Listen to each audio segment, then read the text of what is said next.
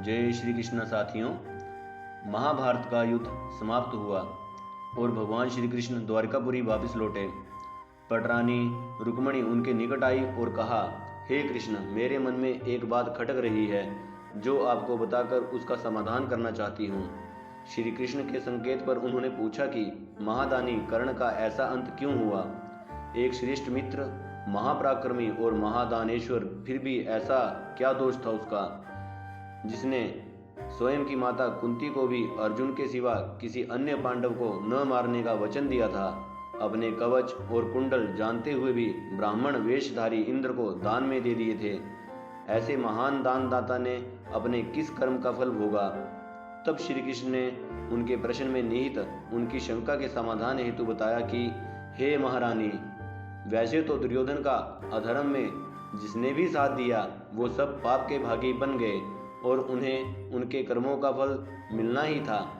कर्ण दानवीर होते हुए भी दान से अर्जित पुण्य अंतिम समय पर उसका साथ नहीं दे सके, क्योंकि महाभारत युद्ध में जब सात सात महारथियों के सामने अकेले युद्ध करता महावीर अभिमन्यु युद्ध भूमि में धराशायी हो गया था और अपनी आसन्न मृत्यु के द्वार पर खड़ा था, तब उसने युद्ध भूमि में अपने समीप खड़े कर्ण से अपनी क्षुधा पूर्ति हेतु जल की याचना इस विश्वास से की थी कि यद्यपि वह शत्रु पक्ष का है, तथापि महादानेश्वर होने के कारण वह कर्ण उसकी क्षुधा को शांत करने हेतु जल अवश्य देगा।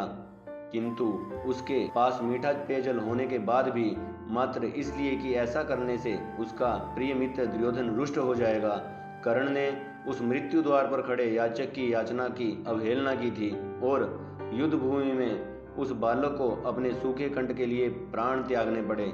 हे रुक्मणी, स्वयं के पास जल होते हुए भी मृत्यु द्वार पर खड़े हुए को जल नहीं दिया। कर्ण के इस एकमात्र पाप ने उसके संपूर्ण जीवन में किए हुए दानों से अर्जित पुण्य को नष्ट करने के लिए यह एकमात्र कारण पर्याप्त था। उसके पिछले दान किए हुए पुण्य की यशस्वी गाथा का क्षय करने हेतु भी।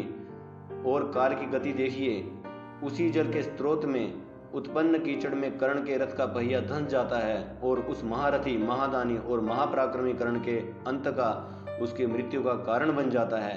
यही है कर्मफल। किसी के साथ किए हुए अन्याय का एक ही पल आपके संपूर्ण जीवन की प्रामाणिकता को शून्य करने हेतु पर्याप्त है।